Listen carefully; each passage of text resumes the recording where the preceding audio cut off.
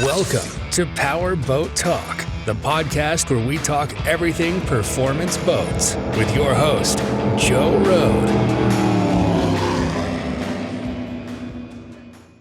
Hello, and welcome to my latest episode of Power Boat Talk. I've got a really special guest today, Mr. David Newton. David actually is the host of a podcast as well, a boating podcast. It's been on the air quite a bit longer than me. It's called Roostertail Talk, and it's all about the subject of unlimited hydroplanes. And I listened to your intro podcast last night. It said hydroplanes, nothing but hydroplanes. So, so we're going to talk about that. Unlimiteds are really cool. If you follow me on social media, about every day I'll post an unlimited video because they do a great job of onboard cameras and overhead cameras, really cool shots. And those boats they're just beasts. They're so powerful and so big and yet so graceful. So they're really cool to watch. So anyhow, I like it. And I thought David would be a good guy to come on and talk about that. So how are things today? They're going well. Thanks for having me on, Joe. Yeah, no problem. Thanks for coming on. I appreciate it. So, yeah. Why don't you tell us what's going on in the world of Unlimiteds right now? I know, I don't know if people know, but again, their season starts a little later, right? Doesn't kind of start till like June? Yeah, it'll start in the end of June. All the teams are kind of gearing up. There's been some behind the scenes work going on. I haven't had an episode out yet this year. I've been battling with some health issues on my own, but I feel like that's kind of in the books now, and I'm on a good path. So I'll be hoping to get my podcast out again here shortly. But there's a lot of drivers changing around. There's some teams gearing up for the season. Some sponsorships have changed. The racing venues are still the same. It's going to be a 5-stop tour this year. We had hopes to get Detroit back on and hopefully another race site. Doesn't look like it's going to happen this year. But there's a lot of talk for next year having another stop in Detroit, so return to the river there. Didn't they sign like a tentative agreement for 2024? Or? They did, yeah. That was announced, I believe, a month ago. Mm-hmm. That we were hoping to have it back on the tour this year, but I think things just fell in place a little bit too late. A lot of fans, just say like, well, just go there, let's have a race, let's put it on. But there's a few more things that go to it that I think the casual fan doesn't understand outside of even just funding the race. There's so many unique tools and volunteers and all these different corners that have to be addressed and prepared before you can have the race on. It's not just an overnight deal. Yeah, no, that's got to be that traveling circus probably needs some logistics quite a bit ahead of time to, just getting those things in and out of the water is. Yeah. Yeah, you've got the crane. Each boat has to be lifted into the water by a crane. Each boat's over 6,000 pounds, so they can't just, like a normal boat ramp, go put it down in the water. And it's a little bit more to it than that. And there's just safety, how many, ambulance on the site, doctors on site, rescue personnel. But I'm glad to see Detroit back in the circuit next year. I know a lot of fans have been itchy to get that back going, because it's been a few years. I don't think we've had a race there since COVID. So that's a lot of history there. I've been racing over 100 years in Detroit, so it'll be good to see them back on the water there. Wow. Now, hope I don't put you on the spot, but so it's Detroit. I know there's a Seattle race, there's a California race down in San Diego. What were the other two? Yeah, so they're going to start it off in end of June. They're going to be in Guntersville, Alabama, so we'll make Guntersville there. That'll be our first stop on the tour, which is actually a really fast course. I think they have some really fast speeds on that water, some wide turns. And then in early July, they'll go over to Madison, Indiana, another race site that has a long, rich history of hydroplane racing. That's a unique course because it's a very narrow course on the river there, 2-mile race course. They actually drive underneath a bridge, the Milton-Madison Bridge there. So very great site for spectating. And then they'll head over to Washington on the West Coast, end of July. They'll race at the Columbia Cup over in Tri-Cities, Washington, another river site. We saw some really great speeds last year. I think Home Street Bank did near 170 there on the water. So it's another very fast race course. And then a week later, they go over to Seattle, Washington for Seafair. That's beginning of August, always the first weekend of August. That's a rough course. There's a log boom out on one side of the race course. So a lot of waves bounce off and back onto the race course, which make it, I think, a very violent course for the drivers. It's a 2-mile race course there, but another long history racing in Seattle. And they're very excited. Well, I'm very excited this year. I know the fans are, because Seattle's going to host the Gold Cup for the first time in almost 40 years. The Gold Cup is the most prestigious race in hydroplane racing. Is actually the oldest motorsports trophy. First started in 1904.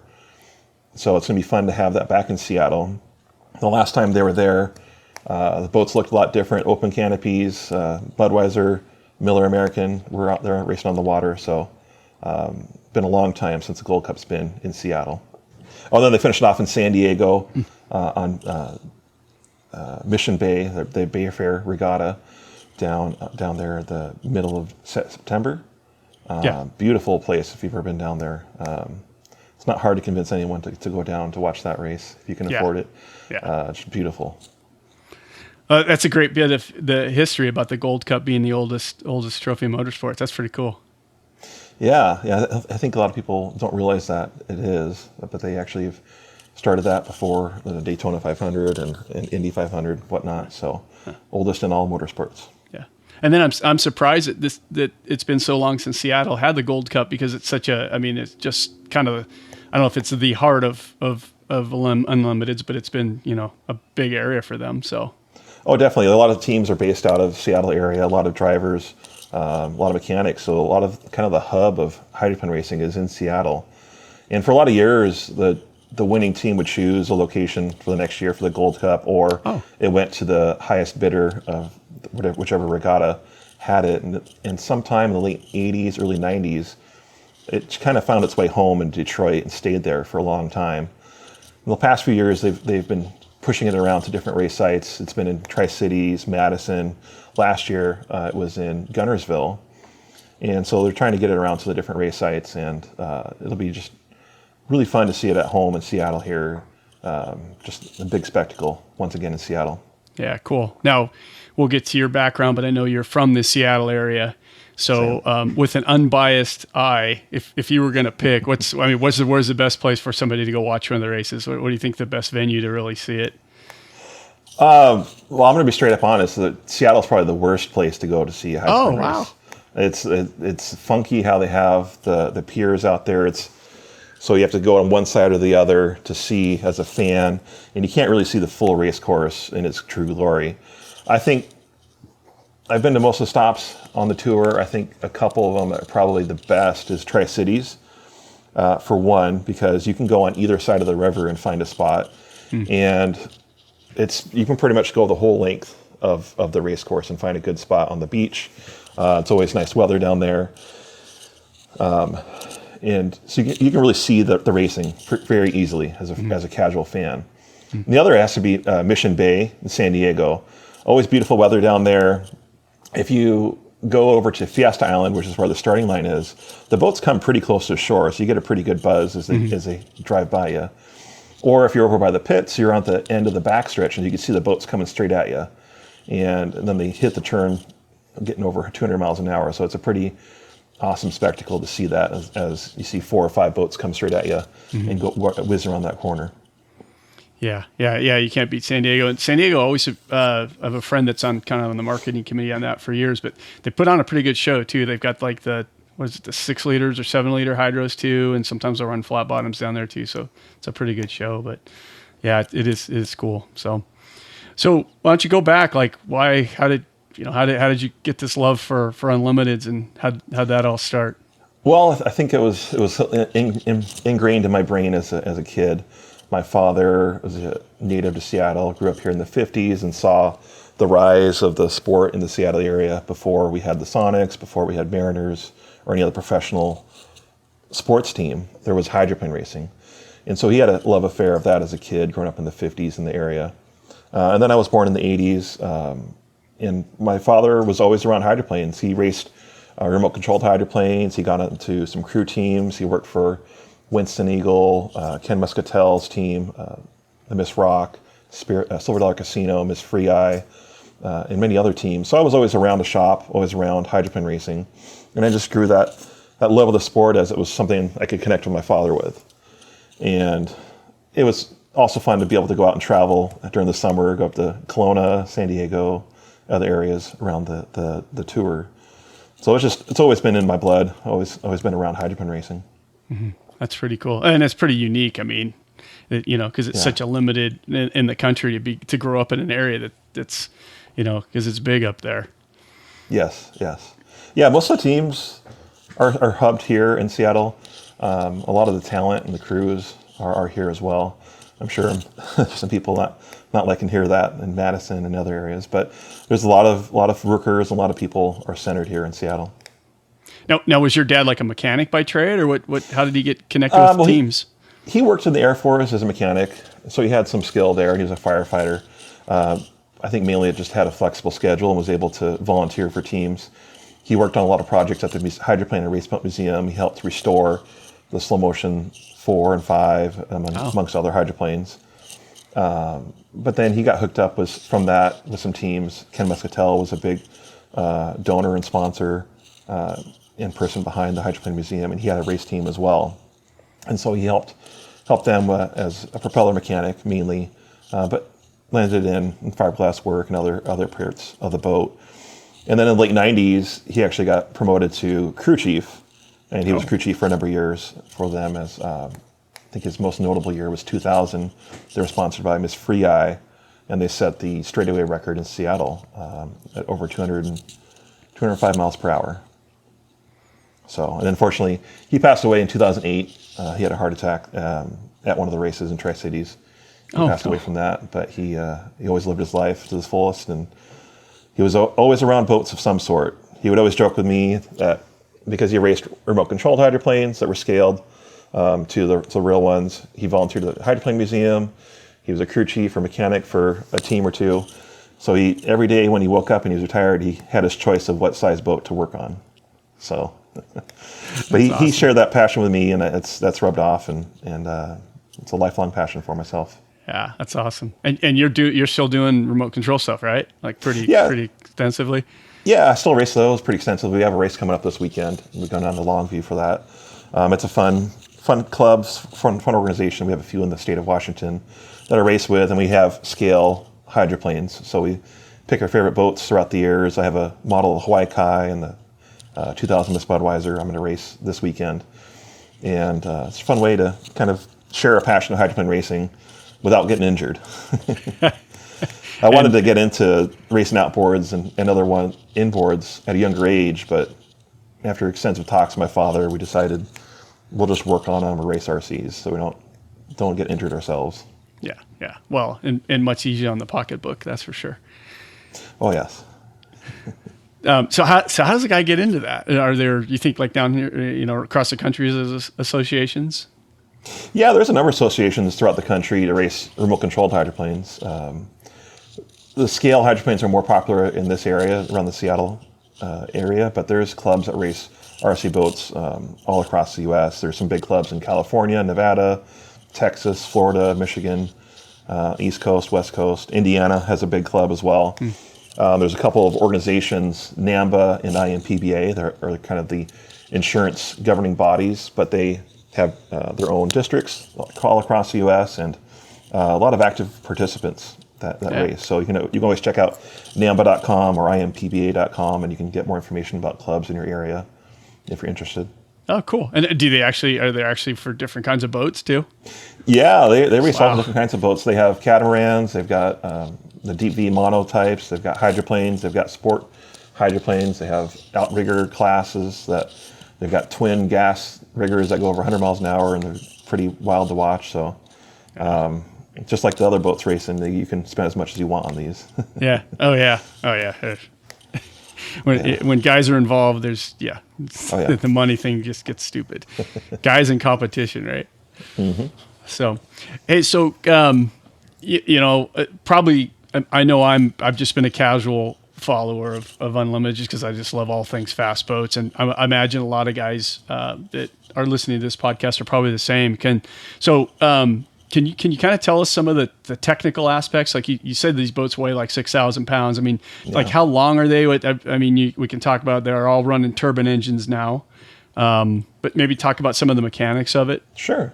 Yeah, they're roughly 28 to 30, 31 feet long. Okay. They're 14, 15 feet wide.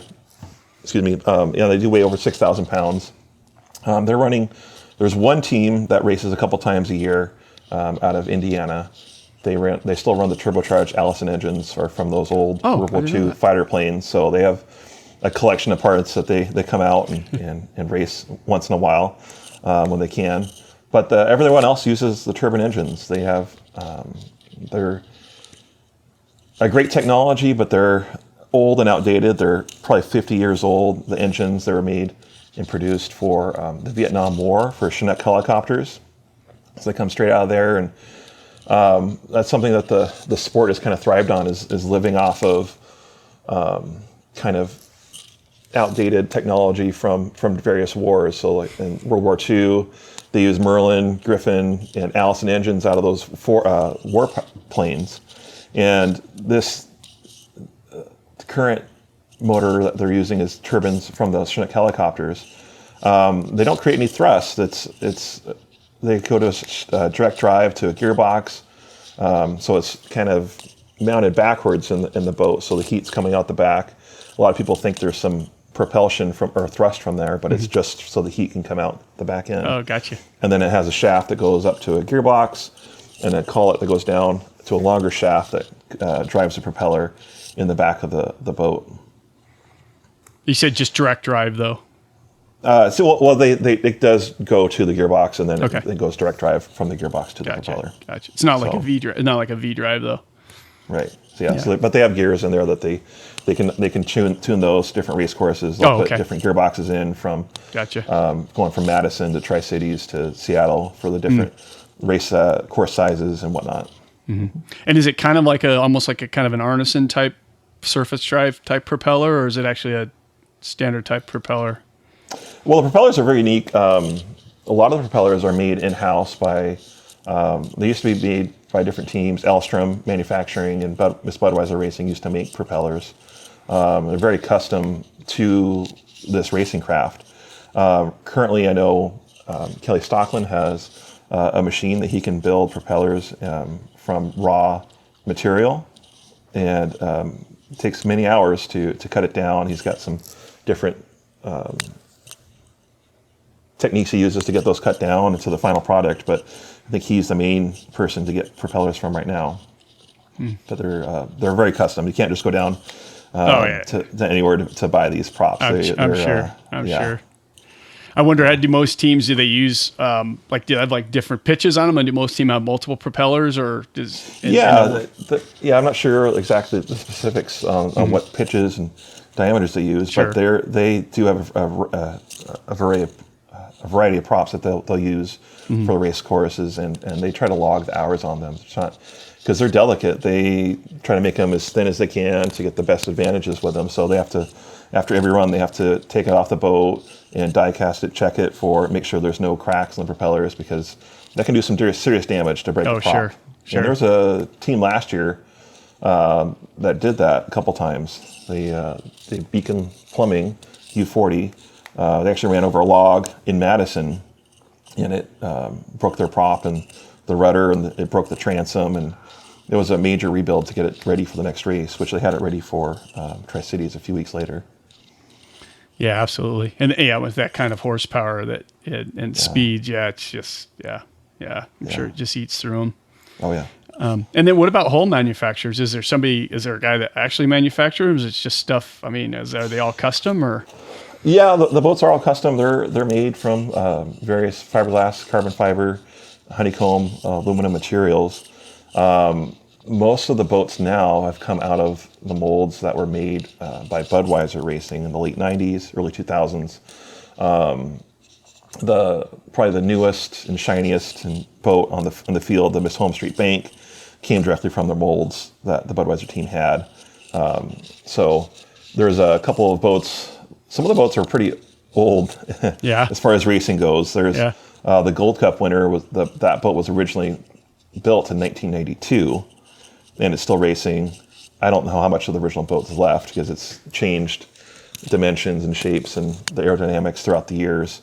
It started as a 2-wing boat up until it has the current ram wing with a canard up front.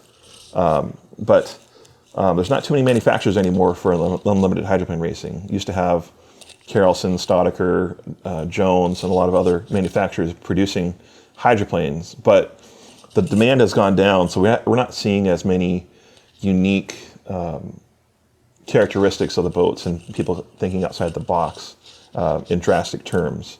So most of the boats we have now come from a number of molds, either from Elstrom Manufacturing had a mold set, and the Budweiser team, which is now owned by the city of Madison, Indiana. Oh, really? They have that shop still running, so they have all the molds there from that team as well. Huh. Interesting. Yeah. And don't they run kind of? I think you said it's like a canard system up front for trim. And yeah. So there's a couple things we'll trim it out with. There's several things we'll trim it out with. They can change the angle of attack on the sponsons from race site to race site if they want to give more lift or less lift on there. And that's something that's done in the shop or on the beach. They have to take the plates off on the bottom of the sponsons. They also have a rear wing, which is very visible from the shoreline. So there's 2 verticals and a horizontal wing that's on top. And that's fixed as well, but they can make all changes on the trailer to either give the back end to push it down in the water further or to raise it up out of the water.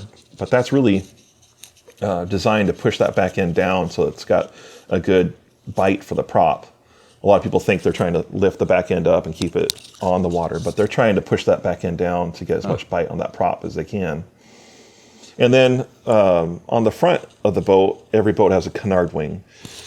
There's a couple of various shapes. Some teams are messing around with aerofoils and aerodynamics on there, but that's actually in the unlimited ranks. It's driven by their foot, so that each driver will have actually 3 pedals in the cockpit. And so they'll have the gas pedal with the right foot, but then they'll have an up and a down pedal for the canard. And so they can move the canard down to bring the front end up, or they can lift the trailing edge up to push the nose down. And you'll see there's some great footage each one is shown throughout the year, some various drivers that put a camera in there, and you can see how much they're moving their feet as they're driving. And that left foot, or that foot that's controlling the canard is like always moving, basically, because they're trying to, as they go out in the corner, they're trying to push that tail end of the canard down so they can lift the boat up and get it around the corner as fast as they can. And then when they exit that corner, they push that back end up because they don't want to lift it up and have too much of an overcorrection and cause the boat to go upside down. So the canard's actually, is it kind of like a horizontal, kind of goes between the 2 sponsons? Yeah, it's horizontal, goes in between the 2 sponsons. Okay. Yeah. And that can instantaneously make that much difference. Yes, it can. Wow, that's pretty interesting. It's pretty drastic how much that can control the attitude of the boat. There's actually, in Tri-Cities, there was a blowover last year. Dave Vilwalk flipped going into the first turn of one of the preliminary heats on Saturday. And he was trying to get around the corner and float it a little bit too much. And he actually, I think he admitted he hit the wrong canard pedal. And so instead of putting it up, he put it down and it lifted the front end up and it blew over right away. So it went to the point of no return that quickly. He couldn't control it. Wow. Yeah, that's really interesting. That's really interesting. Well, one of these days I'd like to, I tried working it out last year at San Diego. It didn't work out. I'd love to get in one time and just really get one of those when they have them apart and take a picture of the hardware. And it's just really cool, all that kind of stuff. And as a fan, you can usually get into the pits to the cold area and you can see them working on the boats. And they usually take out the motors and gearboxes and make alterations all throughout the day. So you can see the gear pretty close up. Oh, that's cool. I think okay. Yeah, that's really cool. It's like a drag race where you can get in right next to the see the boat. Oh, that's really cool. Yeah. Yeah. Drag racing, that's like worth the price of admission right there. Just being able to, if you're a gearhead. Oh yeah, definitely. Yeah. And you'll be amazed at the size of the engines that they use and some of the parts up close. The skid fins on them are huge that they have on there, but they have to have it be so big and have it be so strong. To be able to get them around that corner so fast because they're hitting close to 200 miles an hour at the end of the straightaway. Yeah. Cool. And to pull 6,000 pounds around the corner, that's a lot of force. So how did the season go last year? The season last year, it was a short season. They had 5 races on the tour.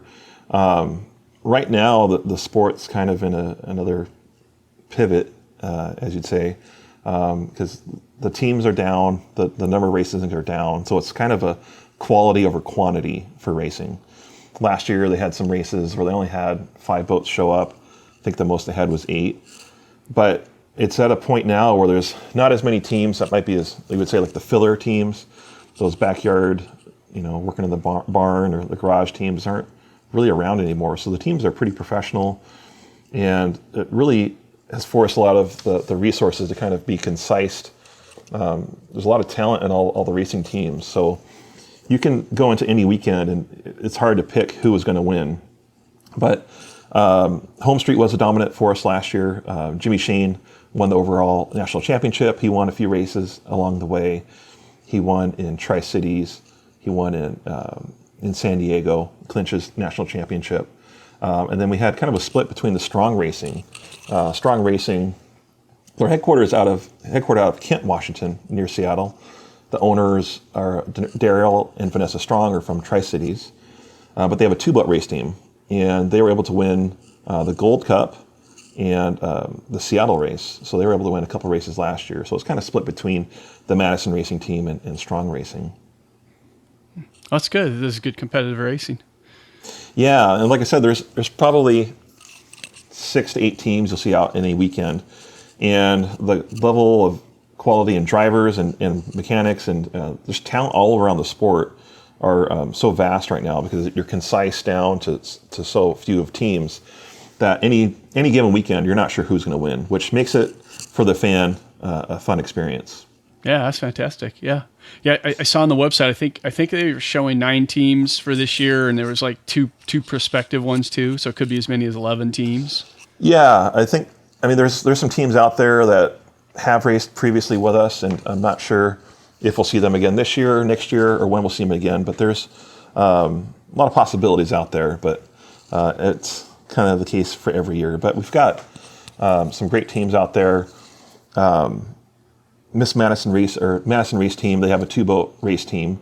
Their main boat, which won the national championship last year, Home Street Bank, will be back this year.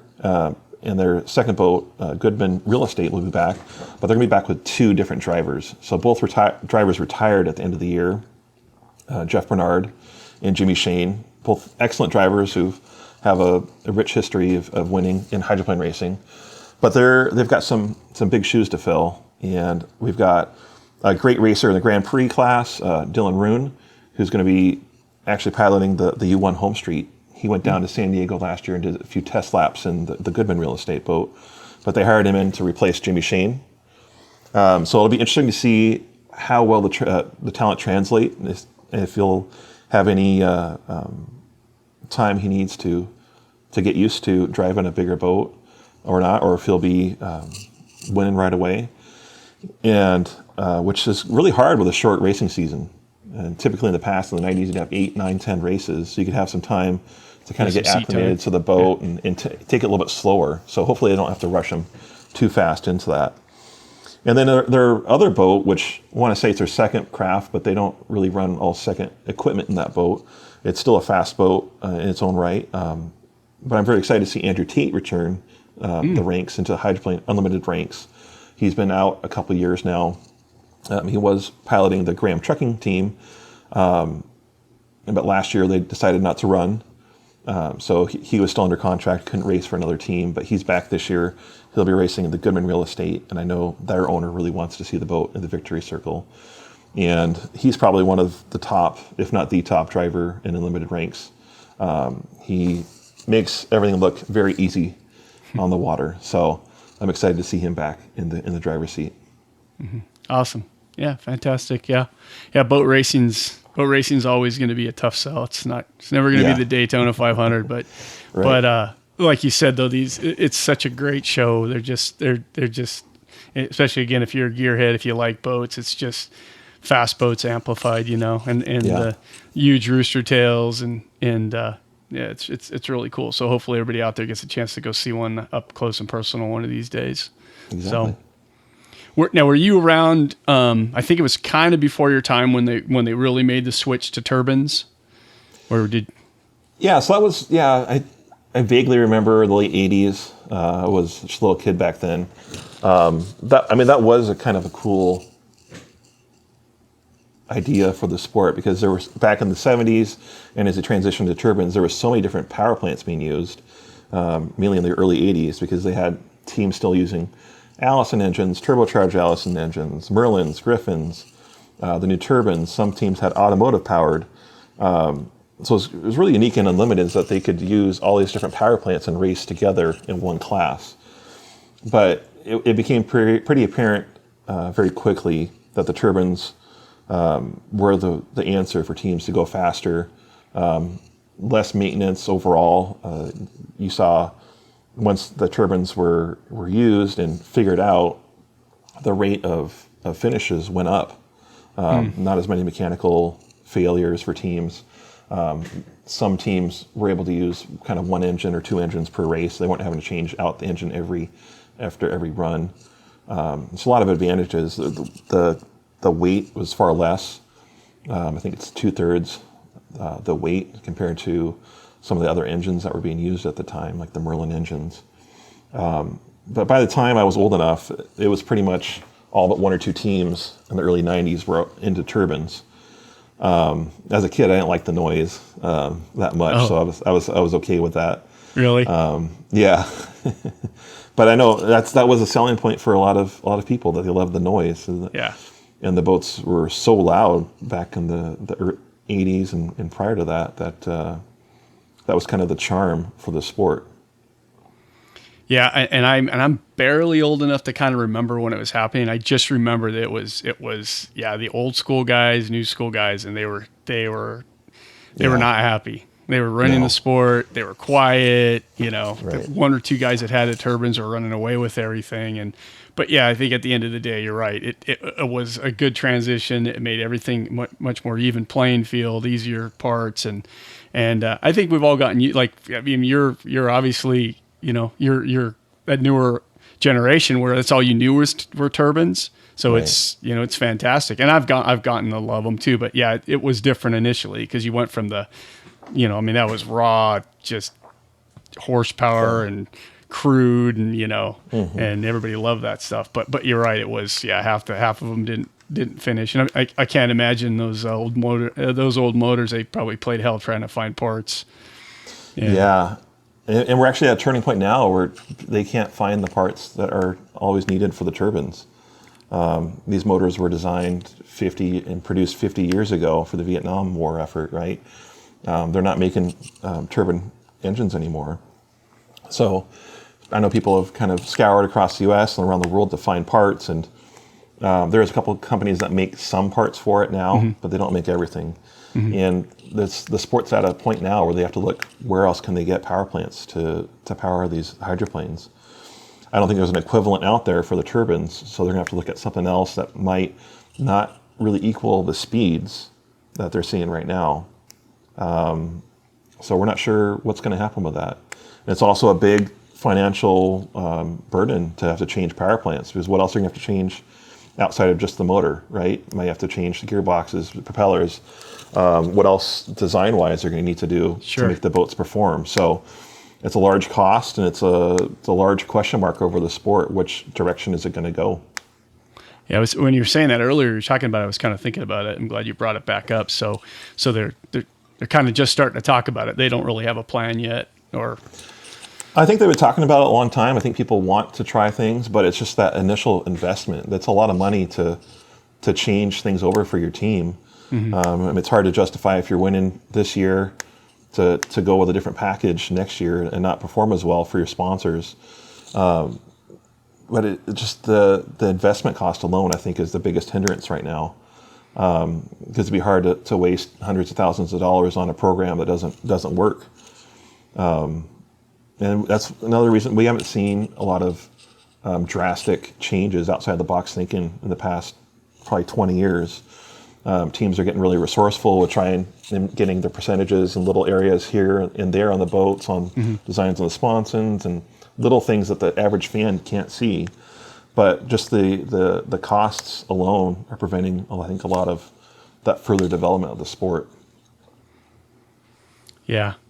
No, I get it. Yeah, it's big technology, big dollars, and a lot of time and effort on those things. Yeah, for sure. So I was thinking about, I don't know if I remember, what was the Unlimited movie? Was it Miss Madison? Was that the name of the movie? Madison. I think Madison. Madison. Yeah. All right. So what's your official opinion on that? Was it true to life? I mean, it had boats in the movie. I mean, we don't get many of those. So it had boats in the movie, and the right boat won the race. The Miss Madison won the race in real life in '71, so they got that right. Some of the boats weren't accurate to the sport back then. They didn't have a all red Budweiser, but that was something they wanted at the time to represent what was currently racing, that sports team. But I think it was good for the sport. It didn't draw the praise in the theaters. It didn't win any Academy Awards by any long shot, but it was good to get the name of the sport out there, and it helped several organizations, I think, funding-wise. It helped the museum out, Hydroplane Raceboat Museum, out a lot, because a lot of the boats you saw filming for the movie were from the Hydroplane and Raceboat Museum. Now my father, he was part of that, and he went to Madison and a couple other areas and months on end, and they got to run the boats. So it was great for the sport. It's very cheesy to look back at it now, yeah. But I think it was great for the sport. There was talk about other movies coming out. I think Mike Fitzsimmons had a script that he was trying to get out there, but never happened. It would have been fun to see another movie out there for hydroplane racing. I kind of had. I wish I had thought of it earlier to watch it before we talked, but my recollection of it was that it wasn't like super cheesy. Like, it was watchable. It was, because sometimes those movies are horrible, but yeah. I mean, there's a couple of scenes. I think when they went they blew up their last engine, and the night before they went to town and found some old fighter plane and took the motor off that and put it in their boat. It was a little far-fetched, but there were some cool shots on there. Yeah. There was one shot. David Williams was driving the Madison, and he spun it out on accident, but they got it on film and they used it for the movie. That was some really cool shots they had. I remember him saying that they asked him to do that again, to spin out and crash on purpose, and that's nothing you want. That's nothing you want to do on purpose. Yeah. So if you haven't checked it out, check it out. It's I listen to a lot of hot rod podcasts, and one of my buddies has one, and they always ask guys, what's your favorite car movie? And I wish I could ask that for boats, but there's like there's there was one in the 50s. They used like 2 minutes of Hurricane 4 in the water, the Magnificent Obsession. Yeah. So it's kind of had a storyline along with hydroplane racing, but there's not a vast array of movies to choose from for this. Yeah. There's an Elvis movie called Clam Bake, where they actually filmed it in Miami Marine Stadium, circle boats, which is a lot of the guys that listen to me and kind of what I like too. But it was really bad.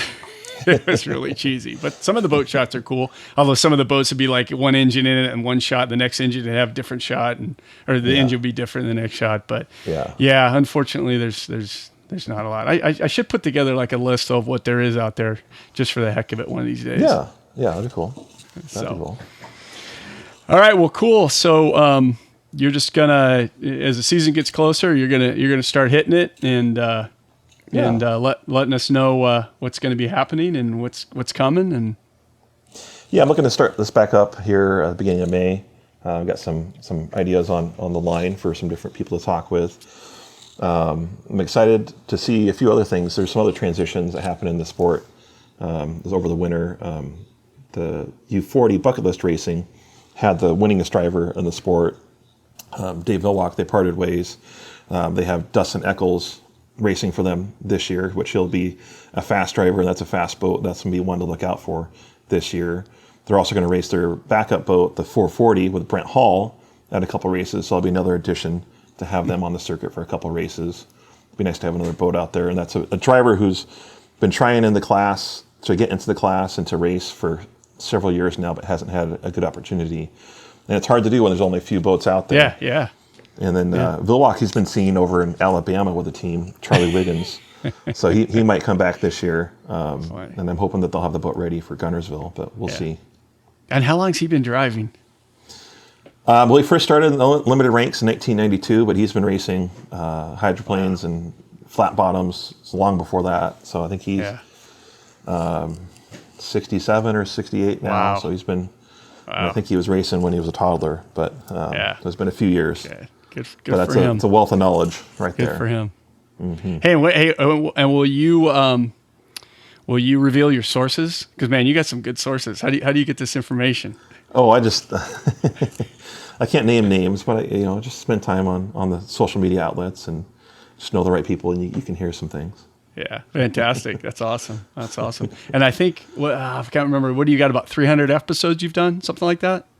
I think I've hit 102, 103. Oh, really? Okay, I'm sorry. Yeah, so not quite as many, but this is my 5th season. I'm trying to start up here. Yeah. So keep the talk going. So, and part of the fun is saving and preserving some of the stories. Mm-hmm. Because there's so many stories from drivers, mechanics, owners, volunteers, race organizations that the casual fans don't always hear, but it's something that they should hear because there's some unique sides to the sport that we don't always get to hear, and I'm hoping to preserve some of those stories as we move on in hydroplane racing.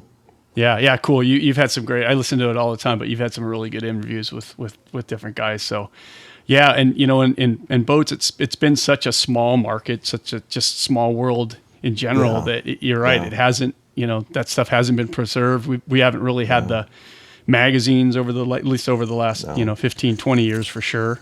Powerboat used to cover a pretty good. It did pretty good coverage of the Unlimiteds, but you don't have much anymore.